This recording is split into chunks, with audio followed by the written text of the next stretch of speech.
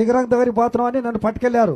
మీరు P order చూడ అసలు మామూలుగా మీరు బిర్యానీకి దానికి అమ్ముడు పోతున్నారు, మీరంతా ఫిర్యాదు అని చెప్పి కేసు పెట్టారు సార్. కేసు పెట్టి మా ఇంటికి వచ్చి మా ఆడవాడు కూడా లేకపోతే నన్ను పట్టుకెళ్లారు. అసలు పొద్దు మా ఏడుస్తుంది, ఏడ్చిన 10 మంది వచ్చి పట్టుకెళ్లారు. నన్ను పట్టుకెళ్తే మా అబ్బాయి ఎదురు వస్తే మా అబ్బాయిని బూట్ కాలుతో తన్నారు. మళ్ళా అక్కడికి సచివాలయం దగ్గర పోతే అక్కడ కొట్టారు. దేనికి సార్ కొట్టింది? నోరు లేదు వాడికి, నోరు లేనాడు కొట్టాడు.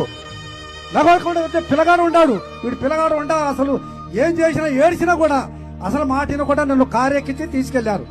ఒకరిని చేసి తీసుకెళ్లి మా రైతులు ఉన్నారు ఇక్కడ మాట్లాడదామన్నా కూడా లెక్క చేయకుండా పోలీసులు తీసుకెళ్లి ఎక్కడో తాళాపాలు ఎక్కడో లేని గొంతులో సందులో తిప్పి తెనాలి తీసుకెళ్లారు. తెనాలి నుంచి మంగళగిరి తీసుకొచ్చారు. సాయంకాలం మంగళగిరి కాడ నుంచి మన గుంటూరు తీసుకెళ్లారు.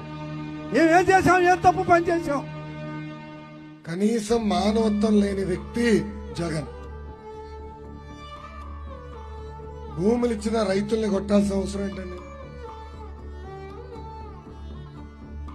ఏం తప్పు చేయని మనోడిని కొట్టాల్సిన అవసరం ఏంటండి?